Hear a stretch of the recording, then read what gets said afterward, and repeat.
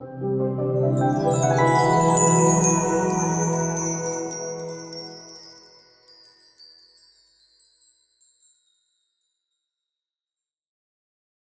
Liliana. Welcome to the call. Thank you very much, Jim. It's my pleasure. Thank you for Oh, inviting me. my pleasure too. I'm glad you had the time to get away and have this conversation. I'm sure there's a lot of people who are going to benefit from it. So I appreciate you taking the time to do that. I truly hope so. Yeah, that it's going to be beneficial. You bet. I think as well. Yeah. So just to let our viewers know something about you, do you want to tell us a little bit about your background? Okay. So I am originally from former Yugoslavia, that's in Eastern Europe. I was born there, and during the Civil War in 1992, I was sort of interrupted through the studies of mechanical engineering. That was sort of the path I was taking. And I was in the middle of the university classes, and I was in a war for probably a year and a half, 2 years, and with blessings of the God, and truly like His intervention, we all managed to get out, and I continued studies in Novi Sad, which is the part of Serbia, Vojvodina. And at the same time, I was applying to embassies to go either to Europe, anywhere actually that we would be accepted. And by that time, because we came out late of the war, Europe was completely saturated. So the Canada was first to call us, and so we were very thankful. Canada, we were so excited, and so we arrived in '94 to Canada, and then I had to learn the language. I spoke a bit English, but I wasn't really fluent, and so studying engineering in non-fluent English wasn't going to happen. So I, had to learn the language, and that took about a year to be fluent, and then I entered into electrical engineering because. I then realized that there's more flexibility in terms of work, and you can do a software engineering. It's like as an electrical engineer, there's more courses in that field. And so I thought I was set, that was my career, that was going to be my future. I worked in that field for about 3 years. And I went on maternity leave. And during that time, I actually found out that my dad was diagnosed with terminal cancer. And during the time of trying to help him figure out the path of how can we I'm sort of that analytical mind that I did not accept complete defeat immediately, and although the prognosis was very grim, and I've tried to sort of figure out how can we support and help him, at least make the quality of his life better and maybe prolong his life. I wasn't under impression we we're going to necessarily save his life. But throughout that process, I fell in love with science of nutrition, and I realized importance of nutrition for overall health, and how little I actually understood and knew that is truly our medicine. And as my dad changed his diet and his condition improved and his energy improved, and I became a full believer in there are other treatments other than just medical treatments that can actually support and help a person's health. And although sadly the cancer was quite far progressed, his life wasn't saved, but he lived 3 times longer than expected, and his passing was very I should say miraculous, because he did not pass in palliative care. He was at home. He had his dinner that night. The next day, it was actually his heart that gave in, and it was just because his body was fighting hard against the cancer. Yeah. And so his death was dignified, which I think is especially in that type of diagnoses. And so from then on, I was having little children, and I was planning to go back to my engineering as a part-time. But I just couldn't let go of research and study in nutrition. And so I formally decided, okay, this is an opportunity. I'm home with kids. I can, in fact, take some time and do research schools and get into some more studies. So I got into nutritional sciences postgraduate. And I haven't looked back. So that has I've totally fallen in love with learning about holistic health, mind, body, spirit, how everything's connected, how all systems work together. Because at the time I was very STEM oriented. Like I was very, very whatever doctor says, that's how it goes. And I still do believe that doctors have their place in diagnostics. And the problem, I think, with the medical system right now is that when it comes to chronic illness, they don't really look into root cause. And they do not tend to set the treatments towards eliminating illness. The treatments are mostly set in eliminating symptoms and sort of improving the quality of life. And so it can be helpful, let's say in diabetes. It can be helpful, to maintain a better health and to not damage the heart and cardiovascular system. But diabetes is fully reversible illness. But if you just go a mainstream, you would most likely die with diabetes. It's just not going to be reversed. So I hope that this was well explained. And of course, over the course of many years now, I've changed my career officially in 2000. And so I've continued studies. I've done a lot of extra courses, a lot of extra things. So say, what would my title really be? It's probably multidisciplinary studies. So I have to sort of evaluate a person individually and utilize all of the tools that I learned over the years. And so there is no really one size fits all approach, because in terms of, let's say, diet, if certain diet is good for one person, that diet may actually not be good at all for another person. Right. So it is, it's not so straightforward. And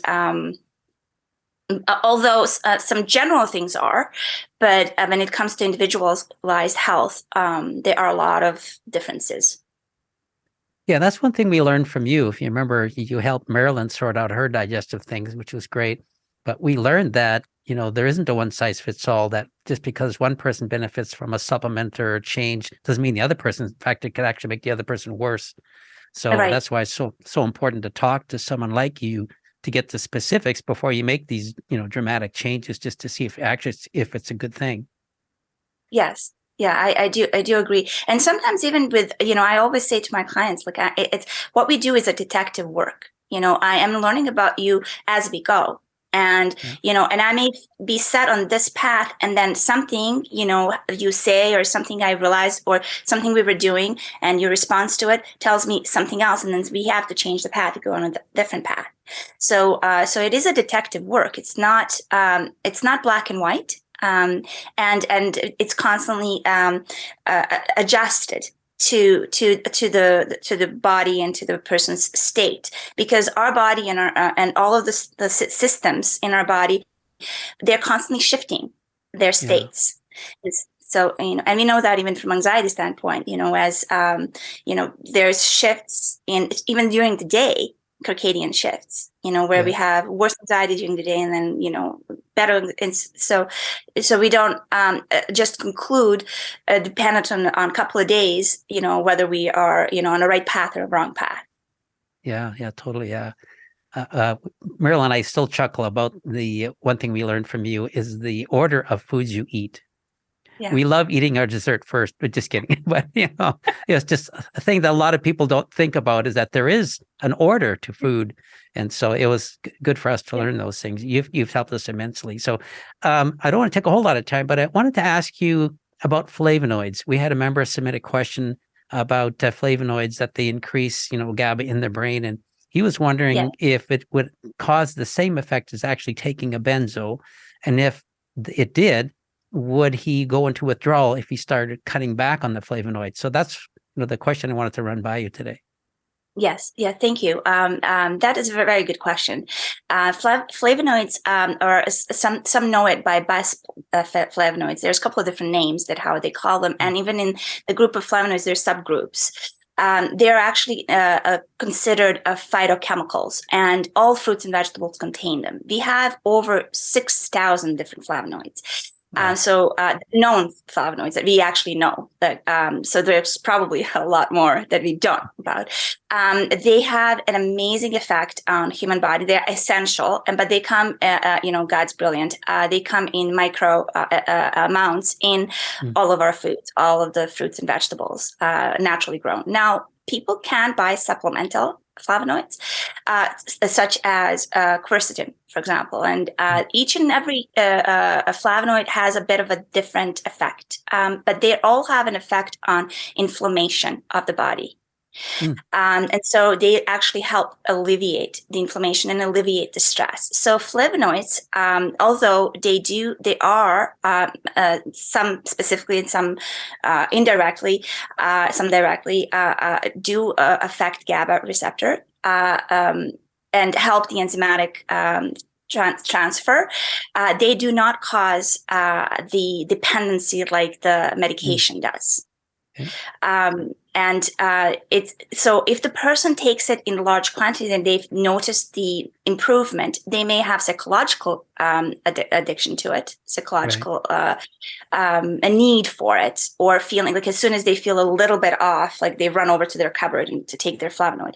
And I would say, like, when we take supplements, we do not actually want to take them as a medication. We don't want to run to the cupboard when you're off so that I can just turn off that sensation in my body. That would be a psychological kind of dependence, and I discourage that. I discourage, take your supplements regularly scheduled. Do not run to take your flavonoids when you're feeling a bit panicky. Not because it's going to harm you physically, but because it's psychologically not good to have that dependency. Yeah. But in terms of like comparison, benzodiazepines, they work differently. Benzodiazepines are directly engaging the GABA, and with medication, the problem over time is like dependent on the dose and dependent on the length of how long we take the benzos and which type of benzos we take. So like some are short half-life, some are long half-life. So shorter half-life creates a dependency faster, but we also develop a tolerance. So after a while, we need more. Like the same amount isn't doing anything to help us. But coming off of them suddenly can trigger very bad withdrawals. Yeah. And so could flavonoids do that? No. Flavonoids will not cause the same situation, even in a large quantity. There's no known study that has ever proven that that's ever possible. Okay. And do people actually get a benefit from, taking large doses of flavonoids to get some kind of symptom relief? It's very dependent on the person.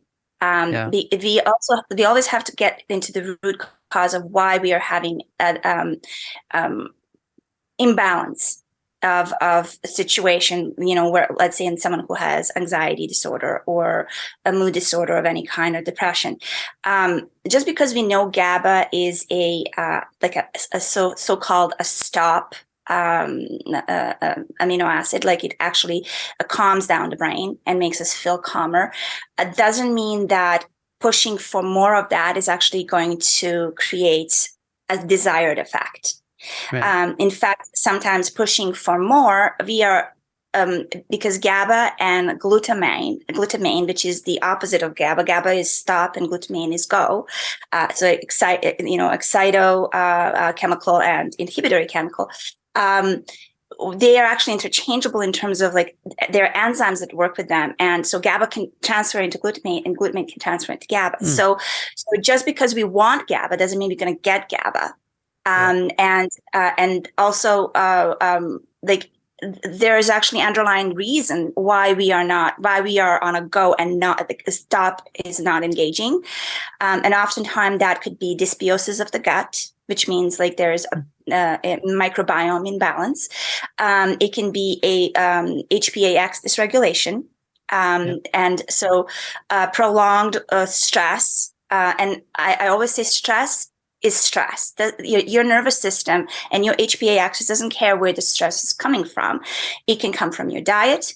It can come from the type of exercise you're doing. It can come from, or type of exercise you're not doing. Or, it can come from inflammation of various sorts. And stress by itself is inflammatory. So when we are in that inflammatory state, we are actually interfering with the process of the enzymes. And so we create an environment in which the HPA axis is not utilizing the nutrients properly. So just because we are taking a supplement or just because we're eating a healthy diet, we are not ensured that those nutrients are actually going to reach the place we want. Gotcha. Because there's so many different interactions of chemicals that had to happen before we get there. Yeah. And stress will interfere with that desired effect. So even though we may take a really large amount of flavonoids or eat really healthy diet, we may still persist with not engaging enough GABA, not because the body is not having material to make GABA or is not able to produce GABA. There is an interference of chemicals and chemical reactions that is not allowing that to proceed. Gotcha. Yeah. That's why, and of course, taking too much GABA supplement can also cause symptoms, just as taking too much of serotonin can cause symptoms. Right. So you're right. It's finding the right balance and getting your body into a situation where it can find the right balance is important. Right. Yeah. Just speaking of supplements, I wanted to tell you a funny story. We used to do a live group, support group, and one day a woman had come to the support group and says, "I just took this wonderful supplement and it worked great for me." So of course, the following week we come get back together and there's people missing, like people aren't there. So then the next week they come back and they said, "Yeah, I took that supplement and I just took a tailspin. It was the worst thing I could have ever done." So there's a situation where what worked for one person send everybody else into a tailspin. So yeah, you have to be careful. And that's why, personally, I recommend a lot of people talk with you. So what they're taking is correct for their situation, not just taking something because someone else discovered that it worked. There's an analogy that I usually use for that. Is let's say you have a very generous neighbor who sends you packages every day, and is really well off, and he just wants to make you happy, and so he sends you packages. And if you get the packages and you open it, what's inside is something you can use, and it's good, you really want and need it. It's fantastic. It's great. You're going to be very thankful to that neighbor. But if he keeps sending you these things, and there is just things that you don't know what to do with, now you're stuck with a bunch of garbage that you need to recycle, get rid of. And that's actually what happens to the body when we continuously throw things that we think the body needs. And you actually can stress the body. You can give too much of things that it doesn't need, and therefore it has to work to get rid of it because, body is trying to keep homeostasis all the time. It's trying to clean and clear, and it doesn't store anything extra unless absolutely necessary. There's certain things that are essential that it stores, but many things like water-soluble vitamins, they are released immediately. So you're actually tasking bodies like and very important organs such as liver and kidneys.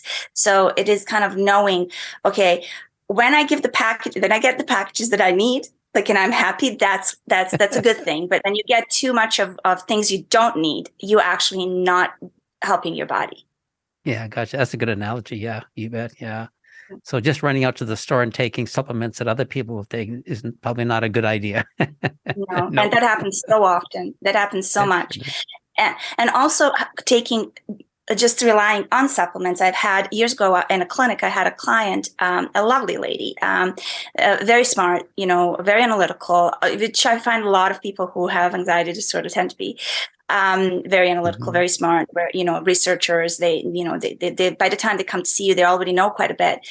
Yeah. She came into my office and she opened up her bag, and I kid you not, there was over 50 different supplement boxes, like bottles in her bag, and she like put them all on a table and proceeded to tell me what is what for what and what she's taking, and that her naturopath told her that she needs to take these specific like there's 2 bottles that are really large, and she says this is instead of me eating fruit and this is instead of me eating vegetables, because apparently like I cannot eat fruits and vegetables. Then I looked at her and I was thinking, oh gosh, how could I do this without insulting a woman, because she spent a lot of money. And I actually feel she's being taken advantage of, and she's made to feel like a victim of her body, like that her body is, it's somehow like it's designed to have these, bottles to sustain itself.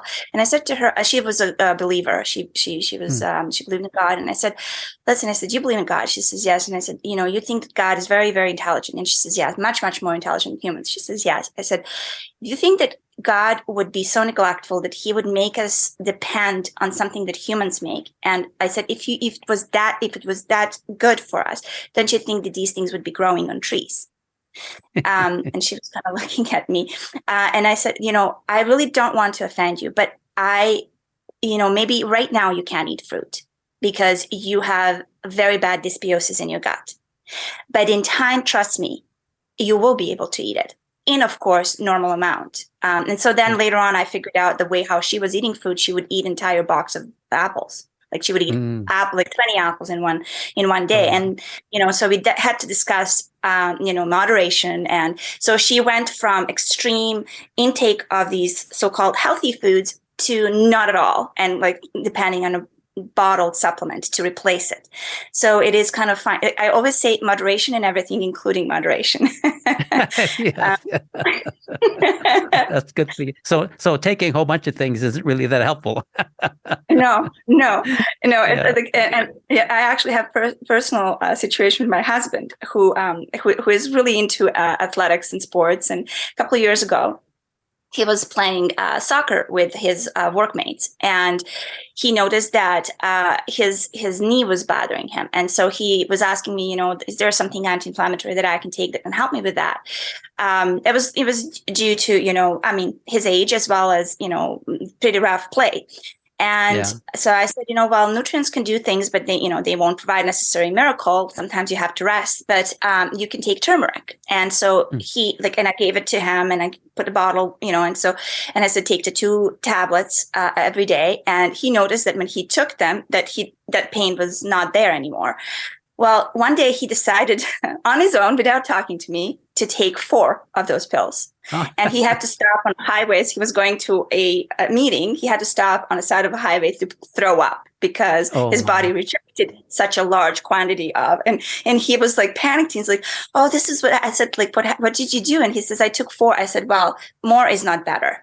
If you wanted to take 4, you needed to make at least 8-hour span between the 2 and another 2, because like taking it all at the same time, the antioxidants are powerful.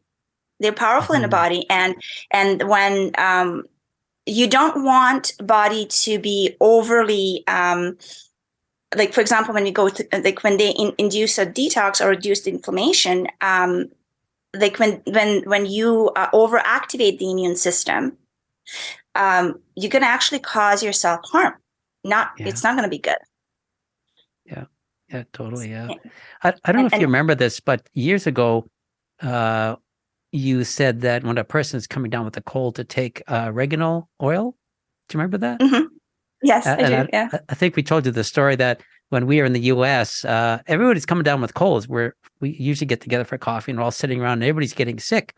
And I thought, well, I don't want to get sick. So I went back to the motorhome, took what you told me to take. And the next day I was fine. Everybody else was really sick. So they said, well, how come you're not sick? And I said, well, Liliana told me to take this. Well, then that day, everybody ran out and got the same remedy. It was funny. But certain things do work. Yeah. Yeah, that is an anti-viral, antibacterial. So it would, but since I've learned so many other ones that are, because actually, like, even though it works, it's very powerful, and you can tell by the taste because it really bites. That there are some people that because of their digestive system is really weak, that they just can't do that. So there are other things that do exact same thing, but they do not upset digestion. So, Okay. Yeah. Sometime we'll have to talk about those. I have some more questions for you. Hang on one second. I've Yes, of forgotten course. since we're talking about it. Okay, so you answered that one. Got that one too. A common question that we hear all the time. What should people be doing when they're struggling with hyperstimulation? Is there something like a one size fits all thing that they can do? I mean, obviously stopping, ingesting stimulants and junk food for sure. But what Yes. about things that you see generally work on average? Okay, so generally is like especially it depends on which part of the healing they are on. Like at the very beginning, they definitely have to get rid of all of the stimulants, all of the versions of processed sugar. Although their body is really asking for it because anxiety actually triggers hypoglycemia. And so they process because when the cortisol and stress hormones are elevated, corticosteroid hormones are elevated, what they do, they actually fast forward the burning of the glucose. And so we very quickly burn through it and then we drop. And then like we just instinctually want to grab a chip or a candy or just because and there's this yo-yo with blood sugar. So it is important actually in order to stabilize the blood sugar. You know how at the beginning you said importance of sequence of foods. When it comes to blood sugar, it's actually the reverse. We want to eat the sugar carbohydrate after proteins and fats. Right. Yeah. Now that can become a problem with people who have digestive issue. Yeah. So I have to sort of work differently around that situation. But proteins and fats actually like they kind of, slow down the ingestion of glucose into the bloodstream. Right.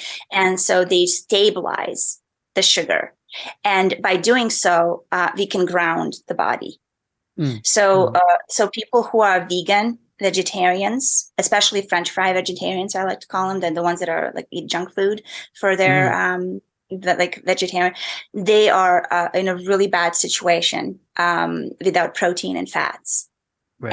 And they have limited amount of proteins, especially vegans, limited amount of proteins and fats. And I find that a lot of vegan young pubescent girls, like the young teenagers, for whatever reason, there's something like, that happens that age that they want to be vegan. Maybe they watch a movie or they see like conventional farming and they don't want to, harm the animals, which I, really commend. I think it's wonderful. We are meant to be compassionate and be stewardshiping these animals. So I agree with, that's why I suggest like, go for organic and, pasture raised, so they would be better treated. But when young girls go and switch to veganism, it can, it can cause all sorts of different problems. They don't get a proper amount of iron. The iron in the greens is not the same as the iron in red meat, which is the heme iron. And then they usually start having panic attacks and start having mood disorders, and then they're often put on medication way too young, when actually all along they've been just eating wrong. Right. Yeah. Yeah. That makes sense. Yeah. So fats and proteins, I would say, if I was going to just give kind of broad like suggestion, fat and proteins are grounding for the nervous system, and mostly because of how glucose will be absorbed. Right. How fast. And of course, natural sugars too, rather than simple sugars. Yeah. Okay. Yeah.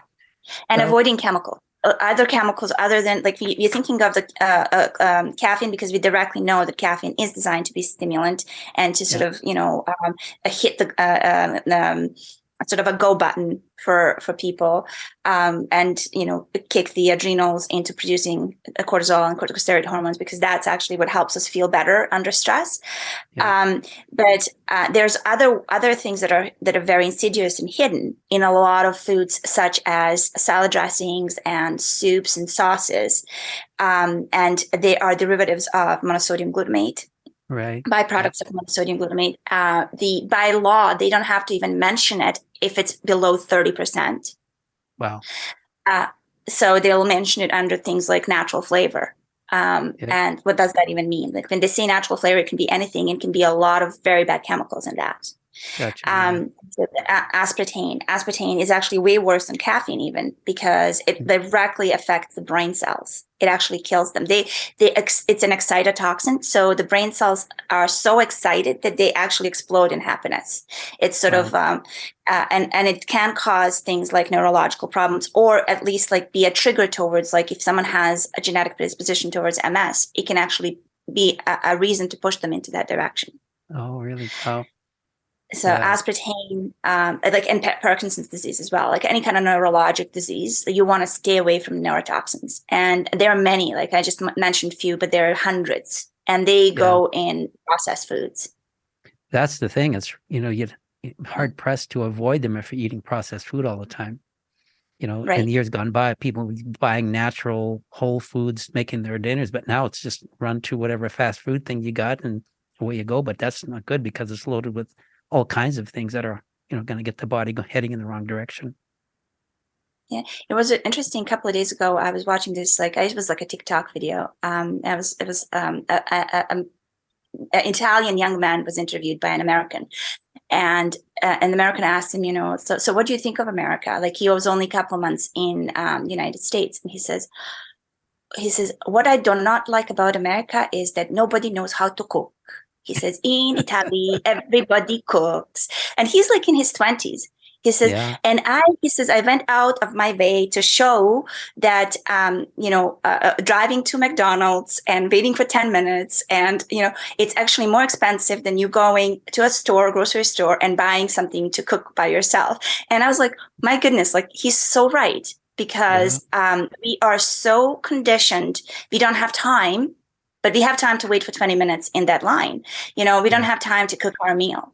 And there are various ways today that we can speed up the process. There's Instapot, for example, where, you can just put stuff in, turn it on, and walk away, and you come back to a meal.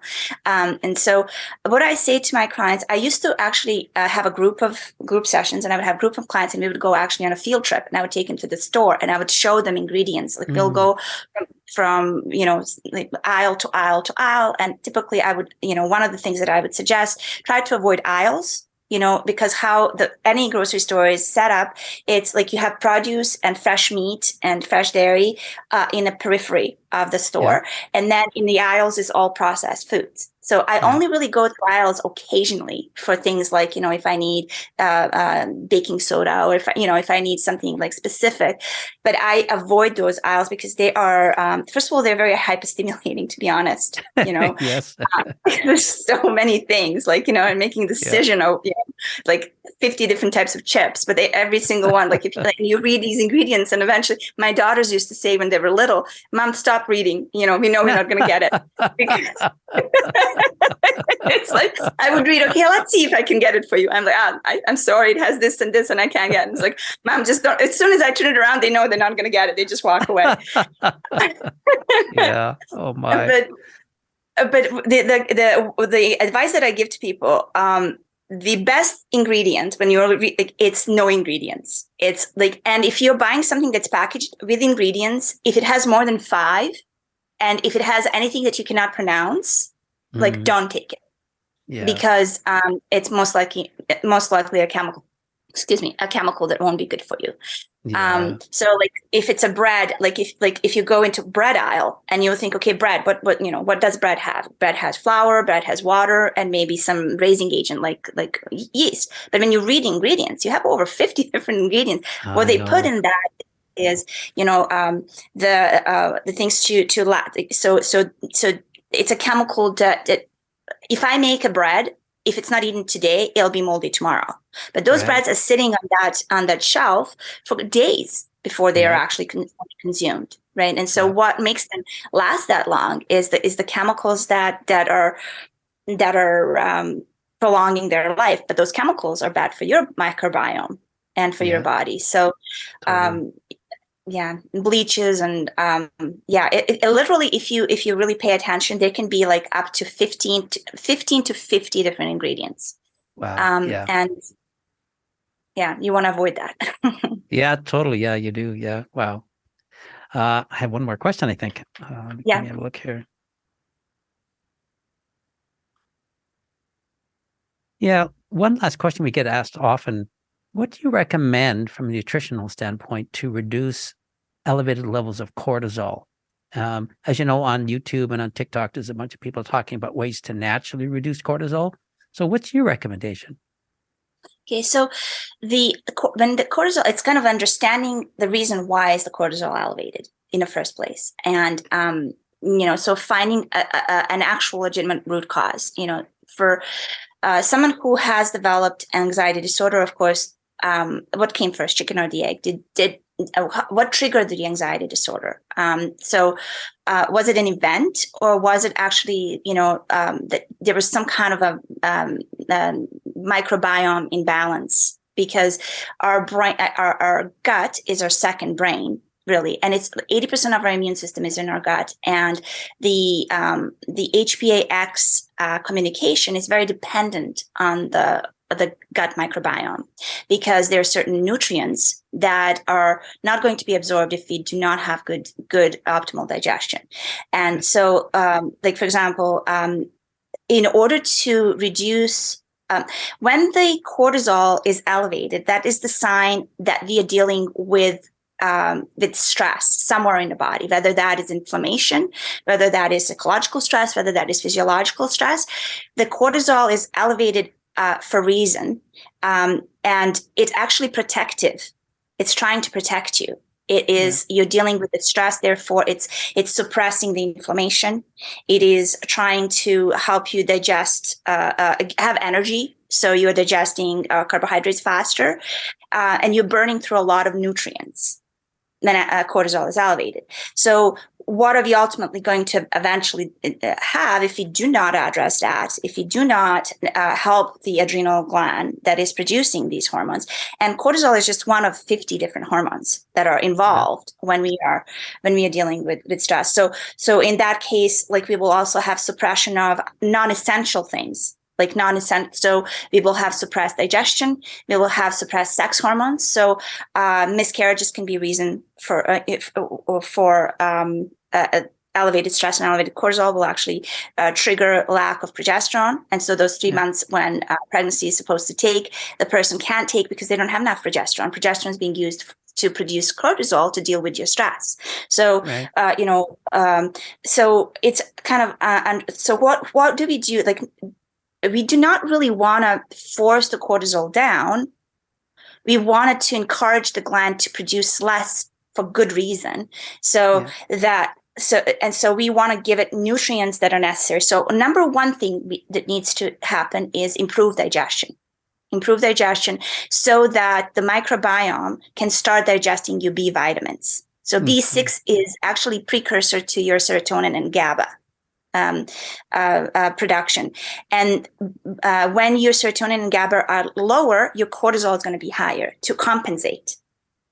So we want to take magnesium, for example. Magnesium is kind of like oil. You're burning glucose, but you want to stop burning glucose so fast. You want to help the adrenal gland. So you want to get magnesium. Magnesium is involved in so many different functions in the body. And there's 7 to 10 different types of magnesium. So it depends on particular person. If the person is dealing with a lot of pain, let's say magnesium malate would be the helpful thing. If the person has a lot of palpitations, then the magnesium threonate would be the case. If the person is dealing with a lot of agitation, inability to sleep, then magnesium glycinate would be. But again, there are people who cannot take magnesium because their digestion is so way off that it causes it really triggers their diarrhea. And so it is, so you have to sort of evaluate, okay, where are you at on this healing curve? Okay, I need to first fix your gut before I can even start to nurture your adrenal gland and nurture your HPA axis and bring down your cortisol. So let's fix the leakiness of your gut. Let's bring homeostasis and then the next step is, okay, let's take this supplement or eat these foods that contain magnesium. And you will see, like, a lot of women would claim that they crave chocolate before their period or during the menopause. And that is actually, especially dark chocolate, is very high in magnesium. So, and of course it has sugar. So that sugar is also needed for serotonin and GABA for the cortisol, right? So so it's understanding that these cravings are telling us that something's off with all of the hormone systems, and our body communicates through these systems: endocrine system, immune system, nervous system. They work together. They're not separate. Yeah. So what the best recommendation is to chat with you to find out where to start the process to get things back on track naturally, as opposed to trying to take these supplements or trying to do like one-offs to try to reduce cortisol, because that might not even be the problem. Would you agree with that? Yes, I mean they can't, like, I don't want to sound like, okay, you have to come and see me. You can see another nutritionist for like, by all means, come and see me, and I'll definitely help you figure out things that are. I mean, it took me 20 years to get to the point where I can actually confidently, say that I'm mostly right. It takes a lot of time to for clinical nutrition for a practitioner to actually really know what they're doing. And even then, the body can surprise us, so it's, so don't be frustrated with your own self. I would say to people, like, if you're trying to do this on your own, it may be that it's just too complicated and complex, in your particular situation. So try to fix your gut if you can, as best as you can. And ensure that your body is getting essential nutrients, with the reasonably good diet. You don't have to be perfect. You don't have to stress yourself, but reasonably good diet. Reduce inflammatory things, and try to get minerals and vitamins, because like your adrenal gland depends on it. And so, but don't think that just because your diet's good, you're going to absorb it. Like, make sure that you didn't have a lot of antibiotics in your, growing up. You didn't have steroid medications that it made a mess of your microbiome. So we need to fix your microbiome. Another thing, it's not just take kombucha or fermented yogurt, because some people can't do that because they're at such state that they're mast cells are so off that they have too much of these inflammatory immune chemicals like histamines, so they can't take any fermented goods. So you need a specific probiotic because a lot of times people would be told, make sure you're eating probiotics to increase the health of your gut. But what if you have extreme leaky gut? And what if you have extreme sensitivity to histamine? So how do you do it then? Right. Yes, so in these more complicated cases, I think if someone is very straightforward, or really young, like young people have healthier guts. It's just, as we age, many things are not as healthy. They may, have a fairly straightforward, just change the diet healthy, start exercising, and they can improve fairly, in a straightforward fashion. But, with some people, it isn't that straightforward. And it may have been going on for many, many years without them even realizing. Yeah. So, and then it just culminated when anxiety hit them, and because the body will whisper first, then it would kind of speak a little louder, and then it would start to yell at you, and then it will kind of scream at you and tell you that. Right. So, and many people ignore the whisper and quiet talk. It's when the body starts to yell that we kind of pay attention. Oh, okay. Good information. Yeah. But I don't want to take much more of your time. I want to make sure we save this recording. It's good information. Did you have anything you want to add or say to anybody who's watching that might be considering, maybe I need to change my nutrition because I need to get healthy, or maybe I want to deal with my anxiety? What's the best way? What would you recommend? I mean, other than seeing you? Yeah. Okay. So there's a few things that I would recommend. It's be cautious of jumping on any a fad train. Right now at the moment, and there always has been in last 20 years that I've been working, I've witnessed at least 5 different fad trains, that come and go. I do see good when people switch, let's say, to ketogenic diet, but not for everybody. So if you have thyroid issue, if you have a hypothyroidism, hypothyroidism and you do a high fat diet, you're actually going to harm your thyroid. It's going to become more hypo. Mm. And you're also going to task your kidneys. People take their kidneys for granted. We have two. Yes, we can live without one, but kidneys are so important. And if you're eating way too much fat and there's too many ketones in your system, and if you have too many proteins, maybe you are in your 40s, 50s, you're okay. But by the time you get to mid 60s and 70s, you're going to start to feel the negative parts of that. So it's again moderation and everything. Yeah. Like we do, like I've seen people improve their autoimmune condition with just doing carnivore diet. They eat nothing but red meat. Yeah. But when they're going to be okay for a year, 2 years, maybe even 10 years. But then it's going to, then it's going to hit them. Same as with, like, for example, raw food diet. That was a train years ago that I was on. Like I was raw food for 2 years and I felt amazing, and it makes you look younger and you have so many enzymes and you feel more energetic. But it actually burnt out my adrenal and it burnt out my HPA axis. And actually that was one of the first time when I had breakdown. At the time I didn't realize, but that's when I introduced meat back into my diet and I felt so much better. Right. So it is these extremes. They can work for you for a certain period of time, or I would use these specific diets. Let's say if I'm dealing with someone who has cancer, if they have a colon cancer, I may actually put them on a raw food diet for a year, but not longer than that. That is medicinally. And then as we see that they have improved, their immune system has kicked the cancer, they're in remission, they're doing good, we go back to balancing. You balance it out. So I would say be flexible with your body. Don't go on to a fad train and stay on it forever. If you, let's say, want to lose weight with ketogenic diet, you probably will, because if you lower down the insulin, which is a fat storing hormone, you will.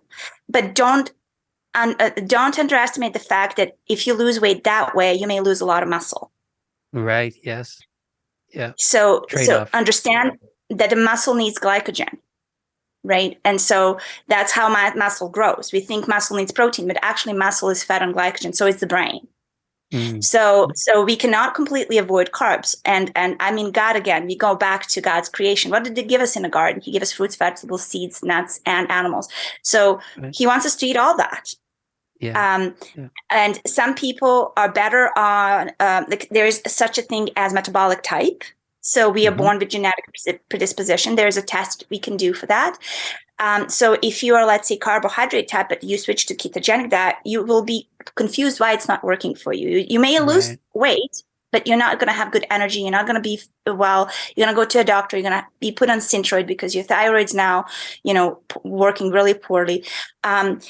Or vice versa, eating too much of carbohydrates and you're developing diabetes. Right. So it is, listen to your body, not to the cravings of like, I want to eat junk food, because those are the false cravings, but listen to your food. If you're eating and you're feeling, you have a good energy, you're feeling well, you're sleeping well, most likely your diet is good for you. It actually suits you. If you are struggling still, even though you're on this fad diet, it's not working for you. You need to switch or change something. So that would be something I would say. Gotcha. So my takeaway is talk with you. There are so many things to consider that people don't really take into consideration. You just mentioned a few. Well, Lily, I want to thank you so much for taking the time to have this conversation. I do want another conversation with you about helping people who, when their digestive system is really upset due to stress and anxiety. But we'll save that for another time, if that's all right. Absolutely, yes. And there's deeper to that. Like, most people who actually feel a GERD or IBS, or then they pay attention to think it's a digestive issue. But like people who have low GABA, who have high anxiety, that actually could be your digestive system, even though you don't have pain and you don't have, like, everything actually really boils down. Like, your health is dependent on your pipes, like how well you ingest, how well you break down, how well you absorb the nutrients. Just because you ingest doesn't mean you absorb, and how well you eliminate. So ultimately, that is that's the crux of human health. Yeah. Awesome. Yeah. Yeah. That's great. Yeah. Good Yeah. information. So we'll do that. We'll set up another time a little bit later to do that. Sounds Again, I good. appreciate your time and your wisdom so much. You've helped us so much. You've educated us so much. So we've done More pretty than well on our happy. diet ourselves. The only thing I struggle with is I love dark chocolate. You see, But that's not necessarily a bad thing, no. in moderation. Yeah. Yeah. It's the That's not moderation necessarily. part. Yeah. So, Yeah. The only people I would say have to avoid chocolate are people who have histamine intolerances. But if you don't have yeah. histamine intolerance, you're going to get theobromine, you're going to get magnesium, you're going to get some really good flavonoids. You're going to get some Yes. really good nutrients in that. So I love dark chocolate too. Some people, some Yeah. people may have a sensitivity to dark chocolate if they have migraines. So it's just Yeah. kind of knowing that like balance of like how much is too much. Yeah. But it's not necessarily a bad thing. Like the chocolate that I would say it's bad would be Kit Kat and like Snickers and Mars bars. Those are and not so much because of cocoa, but because of the sugar that they use, chemicals that they put in them, right? Yeah. And so yeah, that's the reason why those types of chocolate, that's a junk. That really truly is a junk. While the dark chocolate, it's actually a health food. If eaten wisely. So you're having a green light there. Sounds good. Yeah, just have to work on the moderation thing. Oh, Gloria, thank you so much. It's wonderful seeing you again and wonderful chatting with you. And I look forward to our next conversation. Yeah, thank you so much. Thank you. Okay, thanks. Bye-bye for now. Bye for now. Have a good day. You too. Bye. Bye-bye.